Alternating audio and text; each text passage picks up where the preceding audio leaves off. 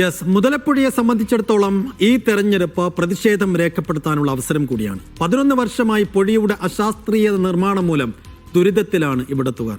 തീരദേശ വോട്ടർമാർ ആർക്കൊപ്പമാകുമെന്നത് തദ്ദേശ തെരഞ്ഞെടുപ്പിൽ നിർണായകമായിരിക്കും.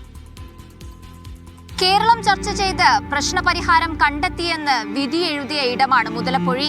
എന്നാൽ ഈ തെരഞ്ഞെടുപ്പ് കാലത്തും മുതലപ്പുഴിക്ക് പറയാനുള്ളത് പഴയ കഥ തന്നെയാണ്. എന്റെ കുടുംബം നോക്കുന്ന മോനായിരുന്നു.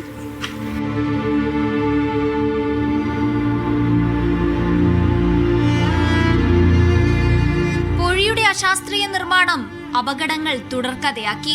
പുലിമുട്ട് നിർമ്മാണങ്ങളിലെ പോരായ്മകൾ അതിന്റെ തീവ്രത കൂട്ടി. മണൽ കുമിഞ്ഞു കൂടിയതോടെ മത്സ്യത്തൊഴിലാളികൾ പ്രക്ഷോഭത്തിലിറങ്ങി.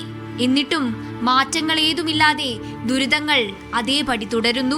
ഞങ്ങൾ പോകുമ്പോൾ വള്ളം ഇറക്കി പോകാൻ പറ്റുന്നില്ല. ഞങ്ങൾക്ക് വള്ളം മണ്ണി തട്ടയാണ്, തറയിൽ തട്ടയാണ്. 78 പേരെന്നുള്ളത് റെക്കോർഡിക്കലിയാണ്. അല്ലാണ്ട് എത്രയോ പേര് മരണപ്പെട്ടിരിക്കുന്നു. ഇവിടെ തിരഞ്ഞെടുപ്പിന് ഇത് വളരെയധികം മാരകമായിട്ട് തന്നെ ബാധിക്കുമെന്ന് പറയാനേ പറ്റത്തുള്ളൂ. കാര്യം ഇത് കടലാസിൽ മാത്രം ഒതുങ്ങി പോവുകയാണ് ചെയ്യുന്നത്.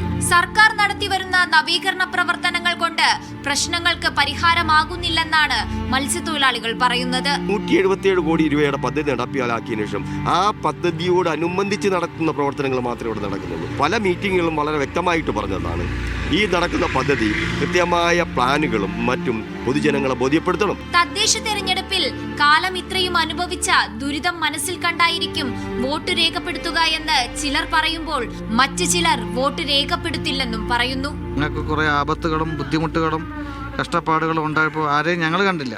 വെറുതെ വാക്കുകൾ കൊണ്ട് മാത്രം പറഞ്ഞിട്ട് കാര്യമില്ലല്ലോ.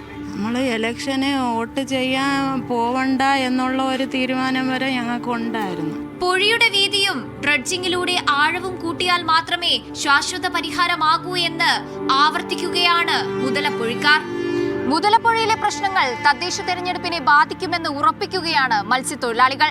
ക്യാമറ പേഴ്സൺ എസ് സനോഷിനൊപ്പം സനിസ ശോഭ ചന്ദ്രൻ, മീഡിയ 1, തിരുവനന്തപുരം.